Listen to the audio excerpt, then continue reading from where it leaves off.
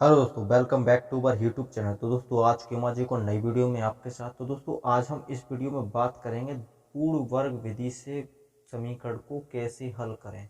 तो दोस्तों हमने पिछली दो वीडियो में आपको बताया, पहली वीडियो में बताया कि गुणनखंड विधि से समीकरण को कैसे हल करें, दूसरी विधि में बताया आपको श्रीधराचार्य सूत्र से या फिर द्विघाती सूत्र से समीकरण को कैसे हल करें।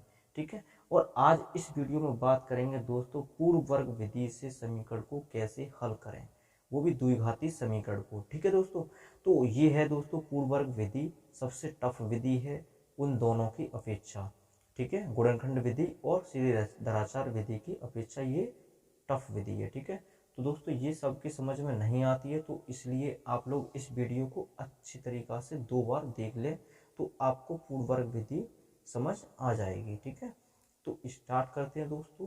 तो देखते हैं इसमें कैसे करें इसको। ठीक है, तो देखते हैं दोस्तों, इसको हम स्टेप बाय स्टेप आपको बताते चलेंगे, तो आपको ध्यान में रखना है कि कौन सा स्टेप कहाँ पे करना है। ठीक है, तो पहले हम देखते हैं दोस्तों, पहले हम देखते हैं यहाँ पे क्या दे रखा है। ठीक है, दे रखा है दोस्तों 2x² माइनस 7x प्लस के 3 बराबर 0। ठीक है, अब दोस्तों यहाँ पे हमको क्या देखना होगा, कोई जी यहाँ पे क्या है कि एक्स स्क्वायर का गुणांक कितना है, 2 है।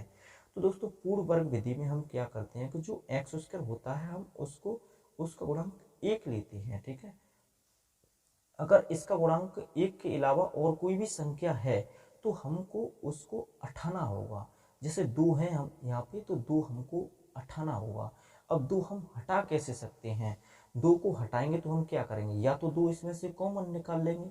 अगर 2 कॉमन नहीं आपसे निकालने आ रहे हैं तो आप क्या करेंगे, यहाँ पे जितनी भी संख्या हो, जैसे 2 है तो 2 से भाग लगा देंगे प्रत्येक पद में लगाएंगे। ठीक है, ऐसा नहीं है कि इसी में 2 का लगा दे 2 हटा दें। ठीक है, नहीं, प्रत्येक पद में 2 का भाग लगा देंगे। ठीक है, या फिर 2 कॉमन निकाल लेंगे। ठीक है, अब कॉमन निकालेंगे तो यहाँ पे 2 तो है नहीं है, 2 का कोई गुणांक नहीं है, तो यहाँ पे हम बट्टे में लगा देंगे। यहाँ पे 3 का गुणांक 2 में 2 का गुणांक नहीं है इसमें, तो 2 नीचे लगा देंगे। ठीक है, तो अब आप क्या करोगे दोस्तों, पहला स्टेप यही है।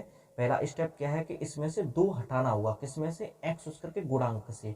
तो हम एक्स स्क्वायर के गुणांक से 2 हटाएंगे, तो वो फिर कैसे हटाएंगे, देखो हम पहले बताते हैं आपको कॉमन विधि। ठीक है, तो कॉमन निकालेंगे तो यहाँ पे दोस्तों 2 कॉमन निकालेंगे तो कितना बचेगा, 2 कॉमन निकालेंगे तो यहाँ बच जाएगा एक्स स्क्वायर, और यहाँ पे कितना हुआ, कॉमन कोई संख्या नहीं मिल रही है तो वो कहाँ चली जाएगी, नीचे चला जाएगा 2। ठीक है, और यहाँ कितना है, एक्स है, प्लस यहाँ कितना होगा दोस्तों 3, यहाँ पे भी कॉमन नहीं है तो ये नीचे आ जाएगा। ठीक है, बराबर कितना होगा 0, तो ये 2 कहाँ पहुँचा, 0 में। ठीक है, और दोस्तों और कैसे 2 हटा सकते हैं, और 2 हटा सकते हैं, प्रत्येक पद में हम क्या कर देंगे, 2 का भाग लगा देते हैं। ठीक है, प्रत्येक पद में क्या कर देते हैं, 2 का भाग लगा देते हैं, तो 0/2 तो 0 ही हो गया। ठीक है, 0/2 क्या हो गया, 0 हो गया, 2 से 2 यहाँ पे हट गया। नेक्स्ट समीकरण क्या बन गया दोस्तों, एक्स स्क्वायर माइनस की 7x/2 प्लस 3/2 बराबर 0। ये हमारा नया समीकरण बन गया। अब इसको हमको क्या करना है दोस्तों, दूसरा स्टेप करेंगे। ये हो गया अपन पहला स्टेप, अब करेंगे यहाँ से दूसरा स्टेप। तो दूसरा स्टेप आपको अच्छे से समझना है। ठीक है, वो क्या करेंगे दोस्तों, अब देखते हैं यहाँ पे क्या है दोस्तों। अभी हमने किया था फर्स्ट स्टेप में एक्स स्क्वायर के गुणांक से। ठीक है, अब करेंगे दोस्तों एक्स के गुणांकों को। ठीक है, तो एक्स का गुणांक कितना दोस्तों, यहाँ पे एक्स का गुणांक कितना है, 7/2 है। ठीक है, कितना है, 7/2 है। ठीक है, अब 7/2 का आधा, 7/2 का आधा दोस्तों कितना होगा, 7/2 का आधा कितना हो जाएगा, तो 7/2 का आधा, किसी का भी आधा करते तो बट्टे में 2 लगाते हैं। जैसे 1 का आधा करेंगे तो 1/2 हो जाएगा। ठीक है, 3 का आधा करेंगे 3/2 हो जाएगा, 5 का आधा करेंगे 5/2 हो जाएगा। इसी तरह हम 7 का आधा करेंगे तो कितना हो जाएगा, 7/2 हो जाएगा, 7/2/2 हो जाएगा। ठीक है, अब 2 कहाँ पहुंचेंगे दोस्तों, 2 कहाँ पहुंचेंगे, 2 यहाँ पे पहुंच जाएंगे 2 के पास में। ठीक है, ये वाले 2 कहाँ पहुंचे, क्योंकि बराबर यहाँ पे लगा और यहाँ पे लगा तो 2 कहाँ पहुंचेंगे, यहाँ पहुंचेंगे। ठीक है, तो यहाँ कितना हो जाएगा दोस्तों, 7/4 हो जाएगा, कितना हो जाएगा, 7/4। ठीक है, तो 7/2 का आधा कितना हुआ दोस्तों, 7/4 हुआ। ठीक है, इसी तरह हम बात करें आपसे 5/2 का आधा कितना होगा दोस्तों, तो 5 कितना हो जाएगा, 4 हो जाएगा। ठीक है, तो अब दोस्तों आपको ये समझ आ गया होगा कि आधा कैसे करते हैं। तो 7/2 का आधा कितना हुआ, 7/4 हो गया। ठीक है, अब 7/4 का हम क्या करेंगे, वो देखते हैं। ठीक है, तो ये दूसरा स्टेप ही चल रहा है। अभी अभी हमने क्या किया था, x गुणांक का आधा किया था। आधा 7/2 का आधा कितना हुआ दोस्तों, 7/4 हो गया। 7/4 का क्या करेंगे, 7/4 का करेंगे वर्ग। तो 7/4 का वर्ग कितना हो गया दोस्तों, 7 का वर्ग कितना हो गया 49, 4 का वर्ग कितना हो गया 16। अब आ गया दोस्तों इसमें सेकंड स्टेप कंप्लीट। ठीक है, ये सेकंड स्टेप कंप्लीट होता है। आप देखो कैसे हुआ दोस्तों, यहाँ पे कितना हो गया 49/16। 49/16 आया कैसे, वो आपको पता चल गया हो। ठीक है, कैसे आया दोस्तों कि x गुणांक का आधा किया, आधा कितना हुआ दोस्तों 7/4, 7/4 का वर्ग किया, तो वर्ग किया तो कितना गया 49/16। तो आपको दूसरा स्टेप समझ में आ गया होगा। पहला स्टेप क्या था दोस्तों, यहाँ पे हमको एक्स स्क्वायर का गुणांक कितना लेना है, 1 लेना है। ठीक है, और हम अब दूसरा स्टेप क्या था, एक्स गुणांक का हम आधा करेंगे, आधा करने के बाद में वर्ग करेंगे उसका, और वर्ग करने के बाद में क्या करेंगे दोस्तों, जोड़ेंगे और उतना ही घटाएंगे। जितना जोड़ेंगे उतना ही घटाएंगे। तो जोड़ेंगे कितना 49/16, घटाएंगे भी कितना 49/16। तो करते हैं, देखो एक्स स्क्वायर माइनस के 7/2x। अब यहाँ पे दोस्तों 7/2x पहले से है, तो यहाँ पे हम प्लस वाला ले लेते हैं। प्लस का कितना 49/16। ठीक है, माइनस माइनस और कितना दोस्तों 49/16। हमने क्या बोला था कि और एक बार जोड़ेंगे एक बार घटाएंगे। तो एक बार जोड़ दिया एक बार घटा दिया, इसको काट देंगे तो यही समीकरण लौट के आ जाएगा। नहीं, देख लो आप लोग। ठीक है, ये 3/2 3/2 ऐसे के ऐसे ही लिखा है। ठीक है, बराबर 0। अब आपको दूसरा स्टेप समझ में आ जाएगा। ठीक है, अब क्या हुआ दूसरा स्टेप में देखते हैं आप। तो क्या हुआ था कि x गुणांक कितना है 7/2 है। 7/2 का क्या किया था, आधा किया था। आधा कितना हुआ 7/4। 7/4 का क्या किया, वर्ग किया। वर्ग कितना हुआ था 49/16। वर्ग कितना हुआ था दोस्तों 49/16। 49/16 को जोड़ा और 49/16 को ही घटा दिया। ठीक है, अगर इसको प्लस माइनस की संख्या कट जाएंगी तो समीकरण तो वही लौट के आ जाएगा। पर हमको क्या बनाना है दोस्तों, पूर्ण वर्ग बनाना है इसको। इसलिए हमने क्या किया 49/16 को जोड़ा, 49/16 को घटा दिया। ठीक है, आगे चलते हैं। तो दोस्तों दो विधि का हमने अपनो 2 स्टेप कराए अभी, तो दोनों स्टेप आपको अच्छे से समझ आ चुके होंगे। ठीक है, तो दोस्तों पहले स्टेप में तो हमने एक्स स्क्वायर के गुणांक को 1 किया है। ठीक है, वो कैसे किया दोस्तों, यहाँ पे बताया था आपको कॉमन लेके, और यहाँ पे किया था आपको किस भाग से भाग देके। जितना भी हो यहाँ पे एक्स स्क्वायर गुणांक 5 हो 6 हो, उससे ही भाग लगा दो, अपने आप 1 हो जाएगा। ठीक है, फिर क्या किया तो दूसरे स्टेप में एक्स गुणांक कितना था 7/2। 7/2 का आधा कितना हुआ 7/4। 7/4 का कितना वर्ग हुआ दोस्तों 49/16। 49/16 जोड़ दिया, 49/16 घटा दिया। अब देखते हैं दोस्तों ये हमारा इतना इतना ये कुछ बन रहा है, तो ये क्या बन रहा है वो देखते हैं। ठीक है, और इसको सॉल्यूशन करते हैं। ठीक है, तो दोस्तों ये क्या बन रहा है, तो आपने पढ़ा होगा क्या, ये पढ़ा होगा दोस्तों a-b का होल स्क्वायर क्या होता है, ये होता है a square plus B square -2ab। होता है कि नहीं होता, होता है। ठीक है, तो आगे देखते हैं दोस्तों, इसी रूप में हमको इसको बनाना है। तो बनाएंगे तो दोस्तों a स्क्वायर तो ये बनी रहा है x का स्क्वायर। ठीक है, इसको ऐसे लिख सकते हैं x स्क्वायर। ठीक है, माइनस 7/2 इंटू एक्स। ठीक है, प्लस इसको हम क्या लिख सकते हैं 7/4 का स्क्वायर लिख सकते हैं, लिख सकते हैं। ठीक है, क्या लिख सकते हैं इसको 7/4 का स्क्वायर। ठीक है, माइनस इन दोनों का लासा कितना हुआ दोस्तों 16, और 2 का लासा कितना हुआ 16।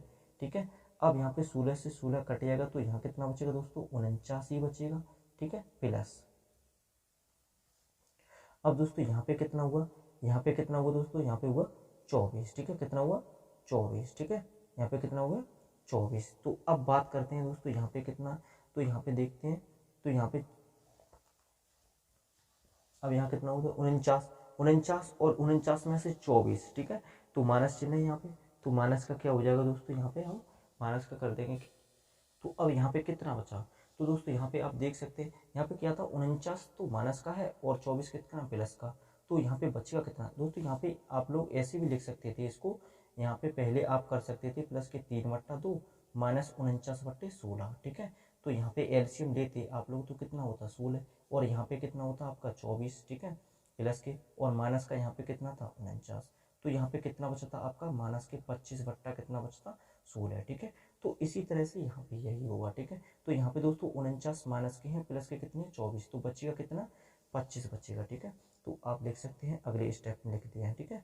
तो एक्स स्क्वायर माइनस के 7/2 इंटू एक्स प्लस 7/4 का स्क्वायर, ठीक है, माइनस यहाँ पे कितना बचेगा दोस्तों 25/16, ठीक है। अब देखते हैं अगला स्टेप क्या होगा दोस्तों, वो देखते हैं। अब देखते हैं यहाँ पे ये क्या बन गया, ये दोस्तों बन गया A square plus B square minus 2ab 2ab। तो दोस्तों यहाँ पे देखते हैं 2 ए स्क्वायर तो कितना है x square plus B square कितना है 49/4 का स्क्वायर 16 माइनस 2 ए कितना है दोस्तों एक्स है, बी कितना है बी यहाँ पे कितना है 7/4, ठीक है।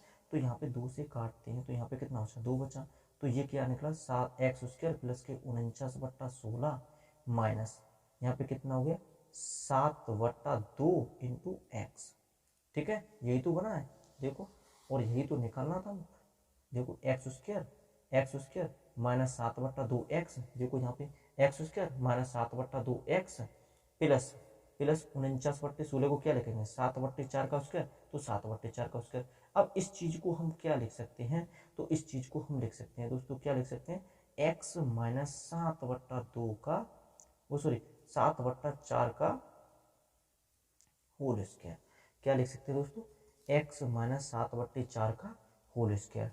जो दोस्तों हम आधा करेंगे ना, आधा इसका क्या बन जाएगा ये होल स्क्वायर बन जाएगा, ठीक है। अब यहाँ पे माइनस चिन्ह है, इन तीनों में एक माइनस में है ये एक्स वाला, तो यहाँ पे किसका बनेगा माइनस का बनेगा, तो एक्स माइनस अब यहाँ पे आधा किया था वो कितना था 7/4, तो 7/4 ये बन रहा है इसका होल स्क्वायर, ठीक है। ये आपको अभी बना के दिखाया है, ठीक है।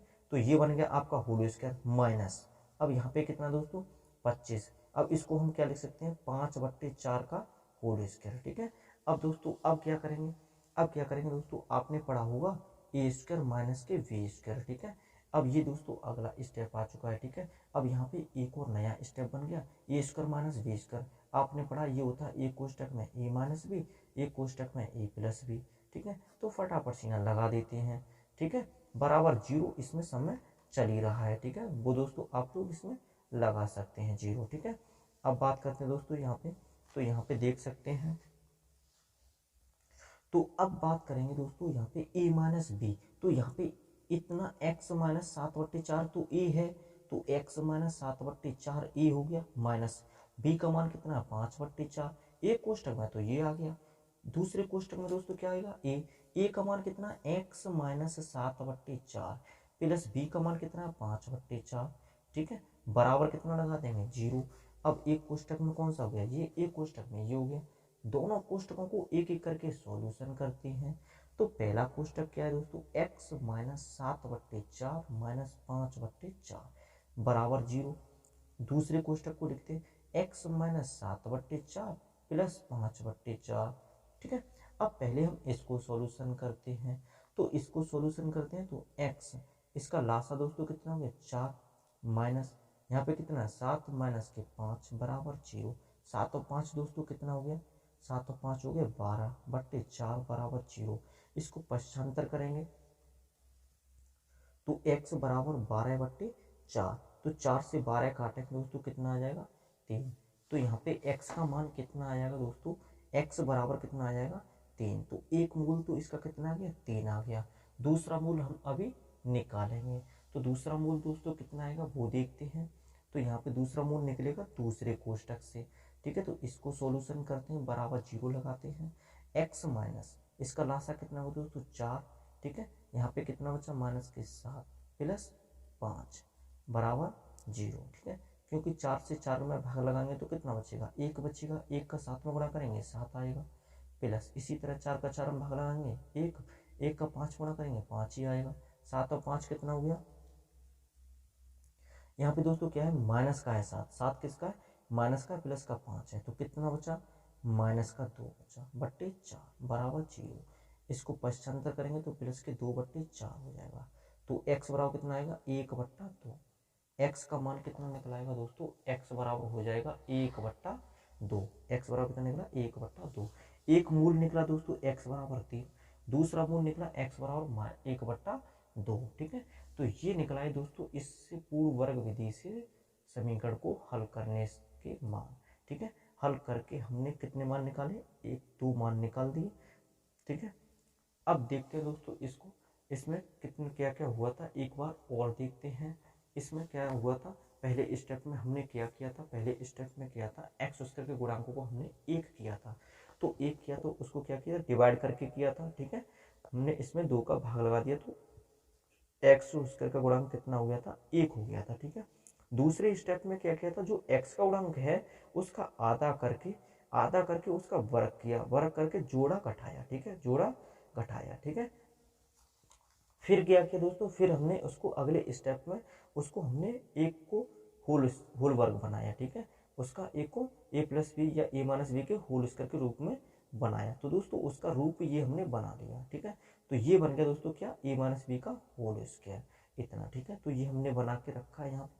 तो ये बन गया दोस्तों, इससे यहाँ पे क्या बन गया, x माइनस 7/4 का होल स्क्वायर। ठीक है, इसको दोस्तों क्या किया था, यहाँ पे क्या था, लासा कितना होगा 16। ठीक है, 49 प्लस यहाँ पे कितना होगा 24। तो यहाँ पे कैसे हुआ, 2 का भाग 2 से काटेंगे, 16 को 8 बार कटेगा तो 8 3 24 हो जाएगा। 24 में से 49 कहाँ जाएंगे, 49 में से 24 कितना बचा दोस्तों, माइनस का 25/16। ठीक है, तो यहाँ पे हम इसको क्या ले सकते हैं, 5/4 का होल स्क्वायर। तो ये दोस्तों क्या बन गया तुम्हारा, ए स्क्वायर माइनस के बी स्क्वायर। ए स्क्वायर माइनस बी स्क्वायर क्या होता है ये आपको पता है, एक कोष्टक में ए माइनस बी, एक कोष्टक में ए प्लस बी। ठीक है, आगे देखते हैं। तो आगे दे रखा है यहाँ पे x माइनस 7/4 माइनस के 5/4। ठीक है, और यहाँ पे क्या दे रखा है, ये बन गया दोस्तों एक कोष्टक में a माइनस बी और ये बन गया a प्लस बी, तो प्लस के 5/4 हो जाएंगे यहाँ पे। इसको सोल्यूशन किया, इसको सोल्यूशन किया, इसका लासा समान है तो ऊपर क्या हुआ, 7 और 5 जुड़ जाएंगे, कितने हुए दोस्तों 12/4। और यहाँ पे क्या दोस्तों, लासा यहाँ पे भी समान है तो माइनस के 7 हैं, यहाँ पे प्लस के 5 हैं। तो माइनस के 7 और प्लस के 5 में से कितना बचेगा, माइनस के 2, तो माइनस 2/4। तो 2/4 पश्चांतर करेंगे प्लस का हो जाएगा, यहाँ पे बचा 1/2, तो 1/2 इसका क्या हो जाएगा, राइट आंसर हो जाएगा। ठीक है दोस्तों, तो ये थी आपकी पूर्ण वर्ग विधि। ठीक है दोस्तों, तो हमने तीनों विधि करा रखी है आपको, गुणनखंड विधि और द्विघाती सूत्र विधि और पूर्ण वर्ग विधि। तो दोस्तों आपको पूर्ण वर्ग विधि से कैसे समीकरण को हल करें वो आपको इस वीडियो में बता रखा है। तो आपको कैसी लगी ये वीडियो कमेंट करके बताएं। ठीक है, तो मिलते हैं दोस्तों नेक्स्ट वीडियो में।